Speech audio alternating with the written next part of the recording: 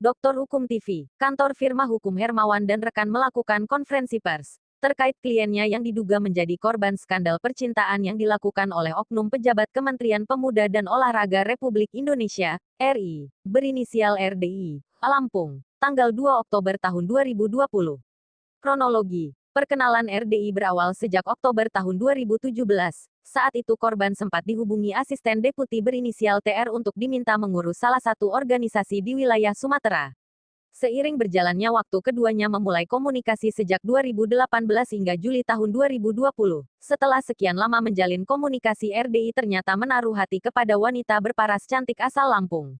RDI yang telah mempunyai anak dan istri, diduga melakukan bujuk rayu kepada korban dengan menjanjikan akan menikahi korban di Kamboja, juga menjanjikan akan dibelikan apartemen di daerah Margonda dan diberi pekerjaan di Kemenpora. Tak sampai di situ saja, bahkan RDI selalu meminta korban menemaninya ke Surabaya untuk melakukan check up.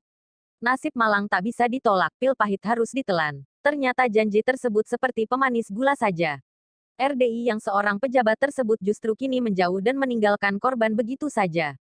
Atas dasar hal tersebut, melalui kuasa hukumnya tabir percintaan gelap dibuka ke publik. Dalam rilis konferensinya, Hermawan SH, MH, CM, Sel. Klien kami yang sudah memberikan pernyataan kronologi dengan diperkuat bukti menurut kami memenuhi unsur, tentu langkah awal kami mengirim surat somasi kepada pelaku. Harapan kami agar permasalahan ini selesai, mengingat klien kami merasa dirugikan secara imaterial, psikis serta trauma mendalam, tertulis dalam rilis. Bang, kasus ini seperti apa sih bang? Perkara terkait pegawai Kemenpora ini. Iya, terima kasih rekan media yang hadir pada sore hari ini bahwa kami selaku penasihat hukum dan kuasa hukum dari klien kami yang berinisial RI mewakili atas pasal tersebut bahwa klien kami ini adalah merupakan korban dari janji-janji kurang lebih seperti itu, dan sebelumnya kita memang sudah mengirimkan melayangkan somasi kepada oknum pejabat di kementerian satu kementerian yang Deputi 3 dengan inisial RDI.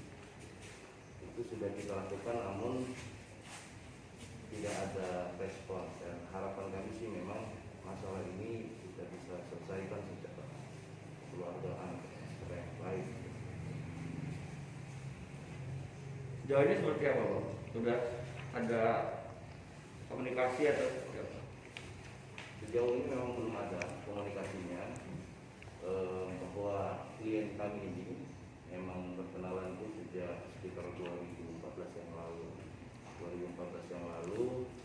kemudian terjadi hubungan yang baik sebelumnya memang, namun sekira 2018 klien kita ini sudah dijanjikan banyak hal, gitu ya. Namun satupun tidak ada yang dikabulkan soal menjadi-janji itu.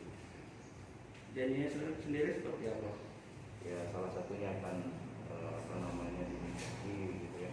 dinikahi di Kamboja gitu. Kemudian klien kita ini memang rutin mendampingi kegiatan tersebut apabila ada kegiatan di luar kota. Bang, disebutkan korban hampir saja terjebak dengan OTT ini, bisa dijelaskan lagi? Gimana korban? Itu OTT hampir saja terjebak dengan Paragraf OTT. 3. Ya karena memang klien kita ini membuat sebuah usaha yang ada kaitannya dengan kementerian tersebut, gitu ya.